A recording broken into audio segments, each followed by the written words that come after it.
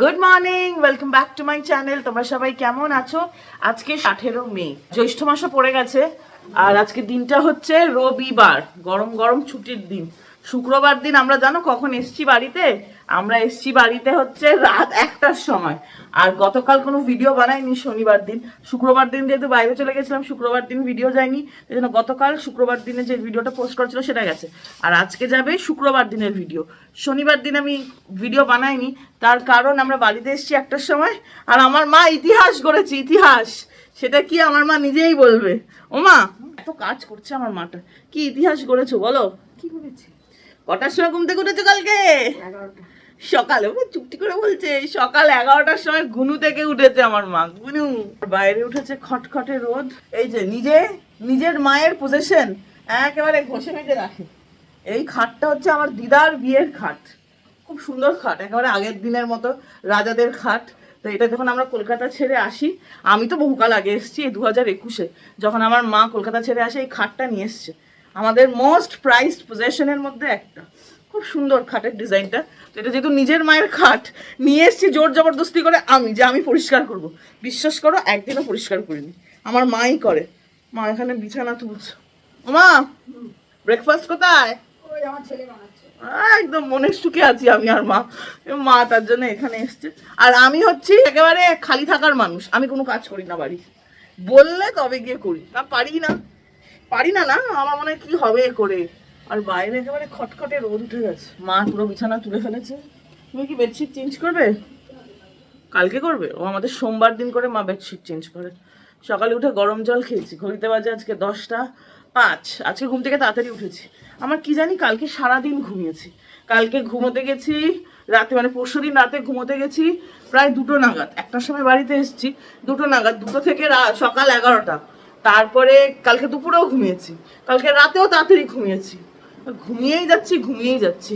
আর আজকে ভাই ব্রেকফাস্ট বানাচ্ছে, যেরকম মা বললো। ও আর ওই যে হোম সেন্টার থেকে কি কি এনেছি সেগুলো তোমাদের সাথে শেয়ার করবো। কালকে আর ইচ্ছে করছিল না কিছু করতে। তো এই হচ্ছে কিচেনের অবস্থা। আজকে এই মোটা মোটা নুডলসগুলো বানানো হবে। আর এই দিকে সবজি পাতি সব ভাজা হচ্ছে। নুডলস হবে তো, একেবারে জিরা করে কেটেছে। এটা আমার ভাই বানাচ্ছে। আর লাঞ্চে কি হবে কে জানি না। এখানে পাট পাতা কাটা আছে, তার মানে পাট পাতার বড়া হবে।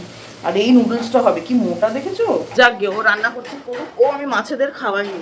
আমার না সিম্পল হিসেবে, আমি যখন ব্রেকফাস্ট করবো আমার মাছেরাও তখন খাবার পাবে। আমার ব্রেকফাস্ট তখন তৈরি হচ্ছে, এখন দেখতে পেলাম, তাই মাছেদেরকে খাবার দিয়ে দিই।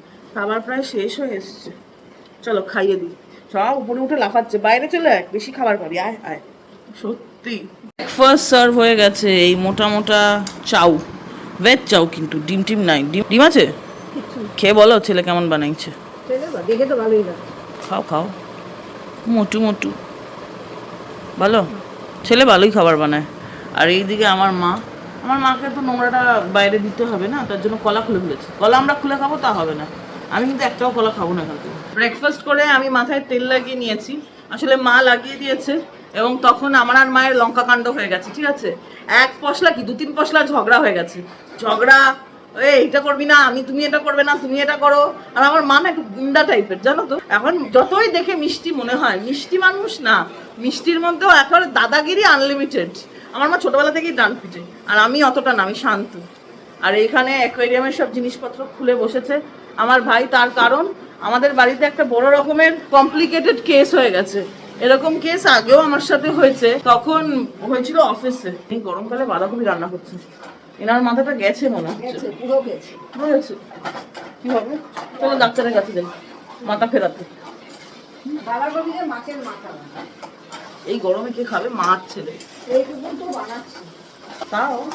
আর আমার ভাই ওখানে ডাইনিং টেবিলে বসে বসে মাছ পরিষ্কার করছে, ডাইনিং টেবিলে বসে বসে কি একটা সিরিজ দেখছে, ফ্রিল্যান্সার বলে, আমার দেখা, হটস্টারে আছে, বেশ ভালোই ওটা। যে বিপদটা হয়েছে না, আমার আগে, আমি তো অফিসের শুরু থেকেই মাছ পুষি, তবে থেকে আমার নিজের অফিস। এরকম একবার হয়েছিল কোভিডের আগে একটা মাছ অন্য মাছকে টুকরো খেয়ে নেয়, ঠিক আছে? পুরো বডি সব সাফ করে দেয়, মানে কোনো ট্রেসেসই পাওয়া যায় না যে মাছটা অন্য মাছকে খেয়েছে। এবার সেটা একটা মাছ করে না, 2-3টে মাছ করে জানা যায় না, একটা করে মাছ গায়েব হতে শুরু করেছিল। তো তারপরে কোভিড হয়েছে, মাছগুলো মরে গেছে, এইসব ঠিক আছে। আজকে বাড়িতে আমি যখন সকালবেলা তোমাদের বললাম মাছকে খাবার দিয়ে দিই, তখন দেখি একটা একটুখানি ফ্লেশ মতো কাপড় মতো কিছু আছে। কাপড় তো এখানে ঢোকার কথা না, তো মাছেরই বডির অবশিষ্ট হবে, এইটুকুনি ছিল। ভাইকে ডেকে দেখালাম, গুনলো যে সবচেয়ে ওল্ড পুরনো যে সবচেয়ে মাছটা ছিল, অনেক পুরনো, আমার ভিডিওতেও আছে, এত বড় হয়ে গেছিলো, একদম সাদাটে হয়ে গেছিলো। কেন যত বয়স বাড়ে সাদাটে হয়ে যায়, একদম গোল্ডেন থাকে ছোট হতে হতে। আর প্রায় অনেক বছর পুরনো। ওই মাছটা কত বছর পুরনো ছিল যেটা মরলো? না না, তার চেয়ে বেশি, 2-2.5 বছর পুরনো হবে মাছটা, অতদিন বেঁচেছে। তো তাকে মেরে বাকিরা খেয়ে ফেলেছে, আর অবশিষ্ট একটুখানি রেখেছিল, যেটা আমার চোখে পড়েছে। তা আমার ভাইয়ের বক্তব্য, এটা কেন হয় আমি জানি না, কিন্তু এটা আমার সাথে আগেও হয়েছে। আমার মায়ের রিকোয়েস্ট আছে, কেউ যদি জানো কেন একজন আরেকজনকে খায়, কি হয়, মাছ গোল্ডফিশ গোল্ডফিশ, একটু জানিও তো। আমরা জানি না, এরকম আগেও হয়েছে আমার সাথে। ব্যাপারটা কি বুঝতে পারলাম না। ওরা ফাইটার মাছ, ওরা রাগে খেয়ে নেয়, তোমার মতো। যেরকম তুমি রাগে আমাদের উপরে চোটপাট করেছো ছোটবেলায়, রাগে না, আমার মা 2বার বোঝাবে, 3য় গাছের সময় যে মার মেরেছে, বাবার এই গাছ স্পেলিংটা আমি ভুলতে পারছি না, আমি মরার গাথাতে উঠলেও বলবো গাছ মানা নেই। বিশাল মার খেয়েছিলাম বাবারই বাবা।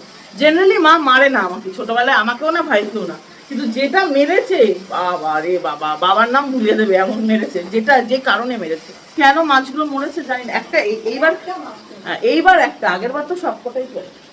আগেরবার মরেছে এনেছি, কেউ কাউকে খায়নি, এবার তো আমার অফিসে বললাম না, খেয়েছে খেয়েছে আমার।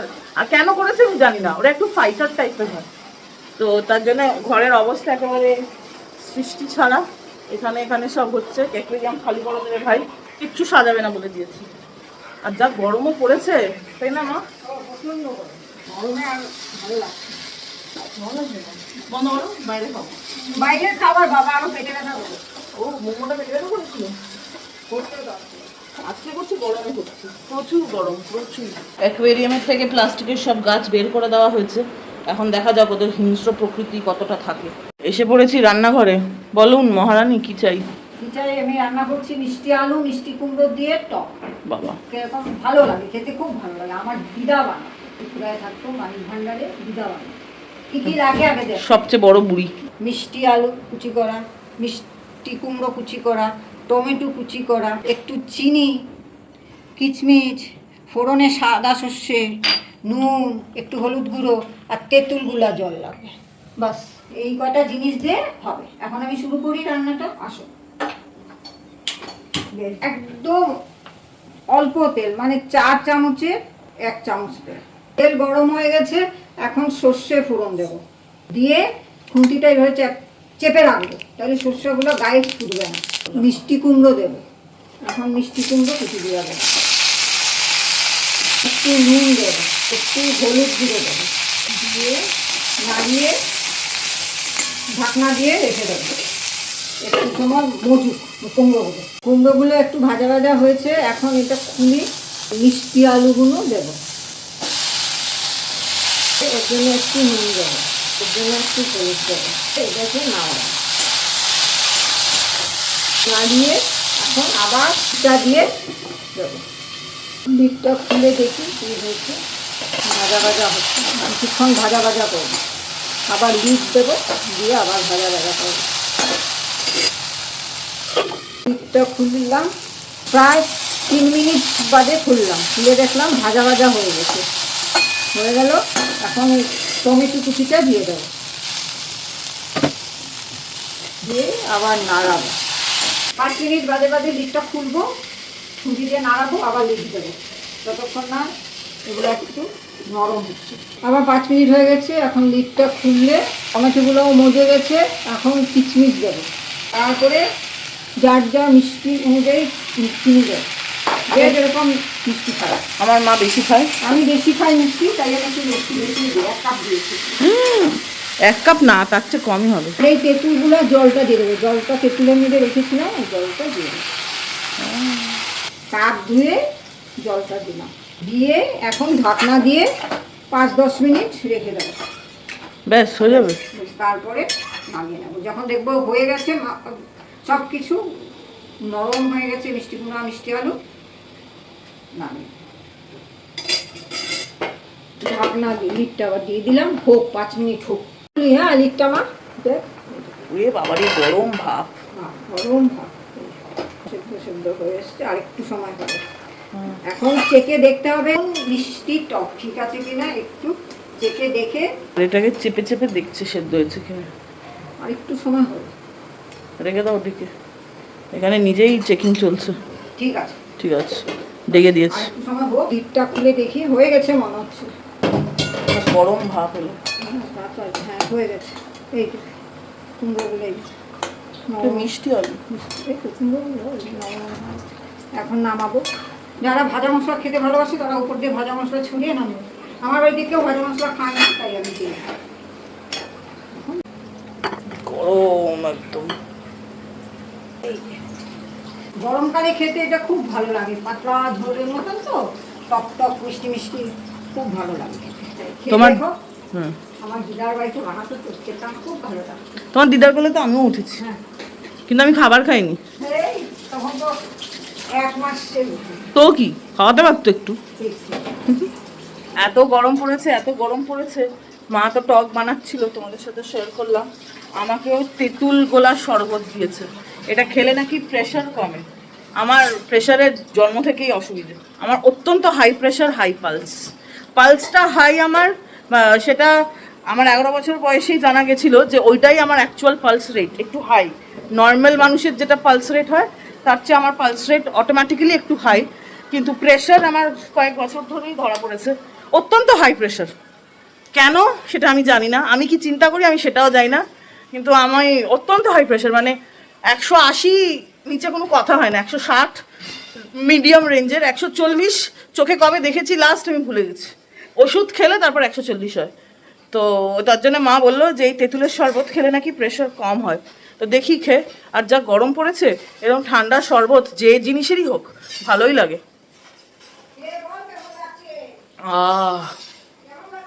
যারা টক খেতে ভালোবাসে তাদের ভালো লাগবে।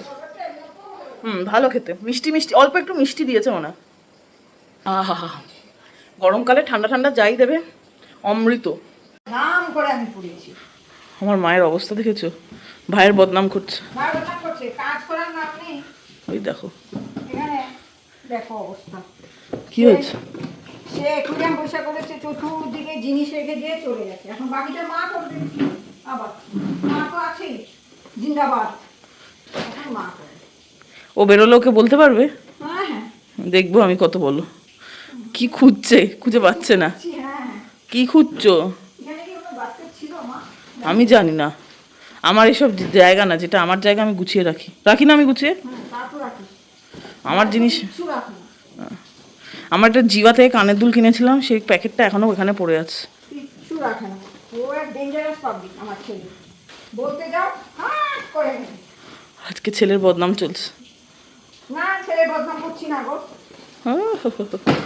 একটা কাজ করে না। নিয়েছিস একুরিয়াম পরিষ্কার করেছিস, ঠিক আছে, না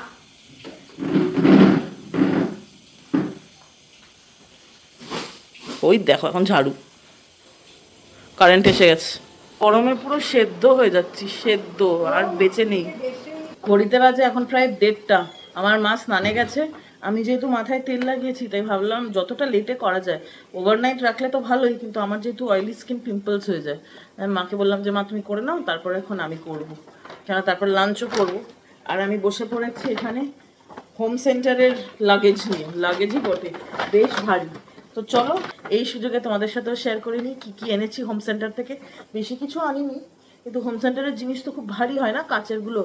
তো চলো শেয়ার করি এক এক করে। ফ্যানটা অফ করে বসেছি তো, যাতে আওয়াজটা ভালো আসে ভিডিওতে, তার জন্য দরদর করে ঘামছি।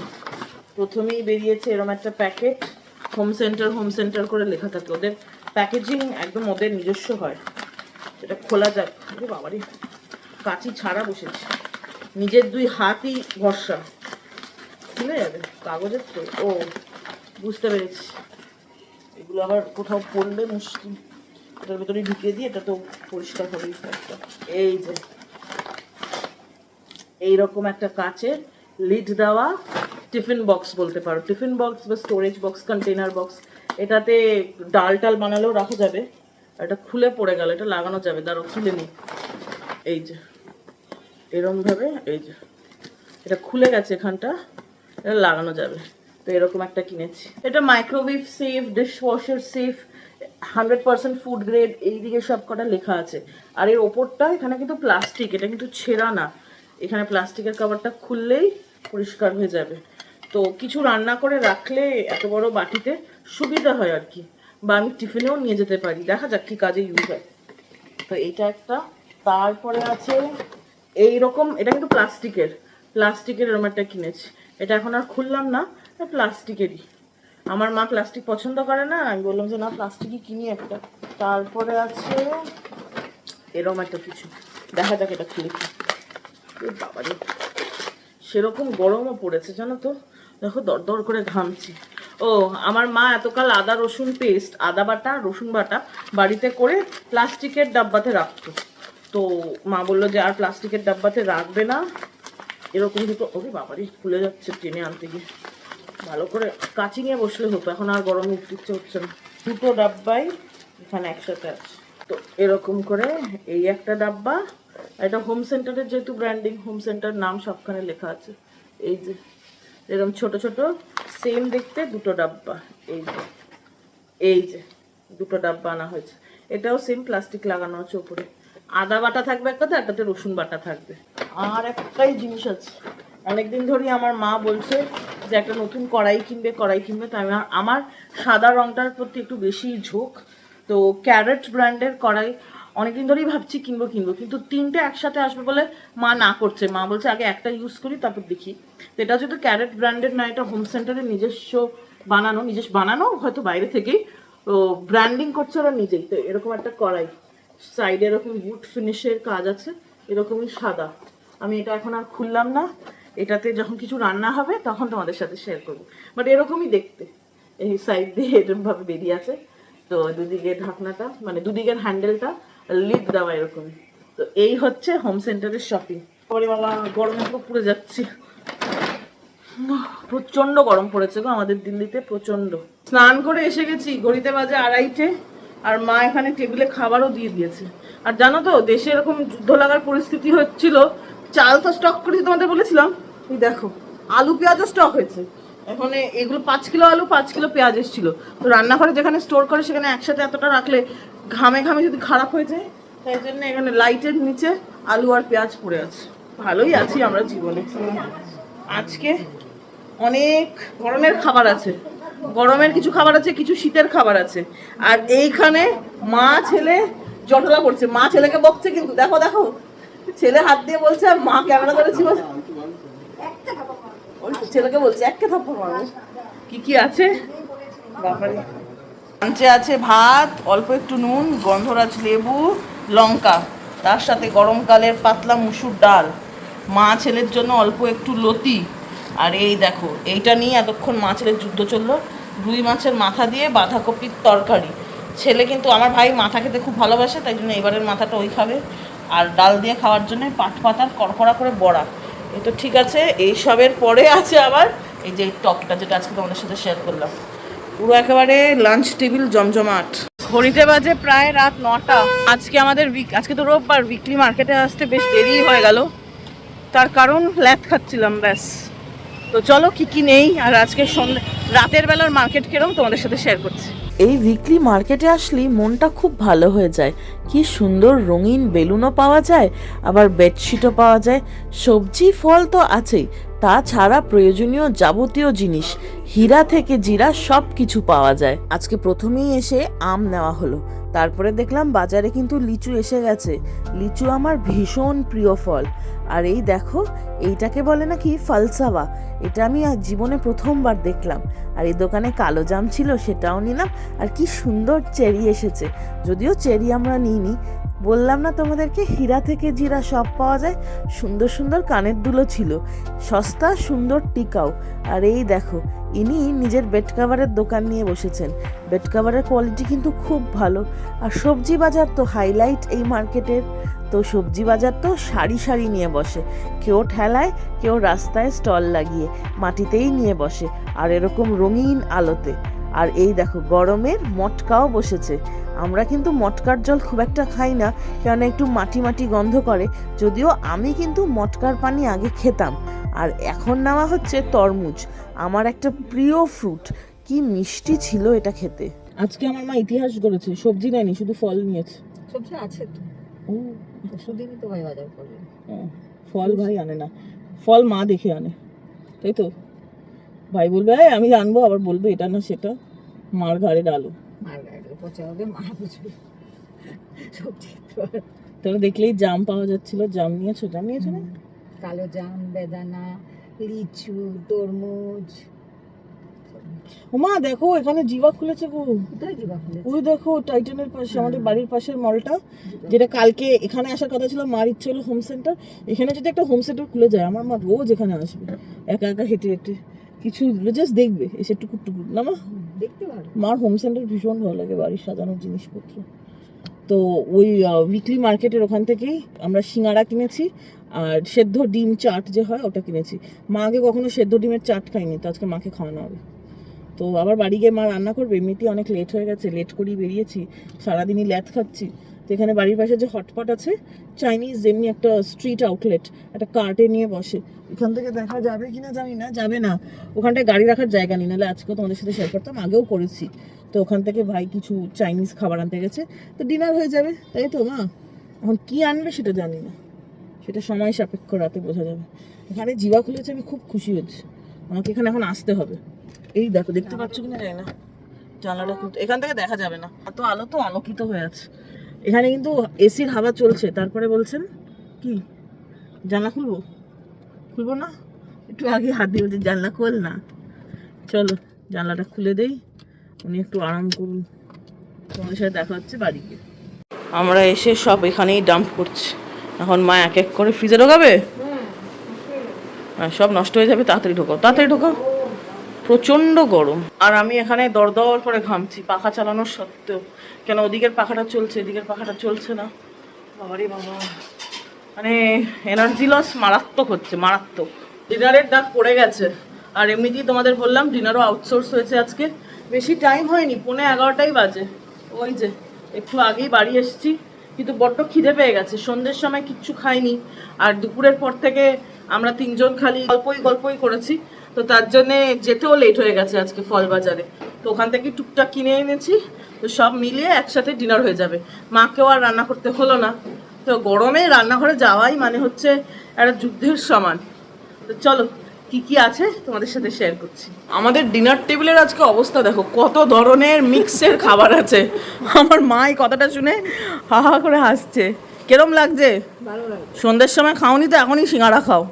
এটা কিন্তু সমোসা, মা একটু ভেঙে দেখাও।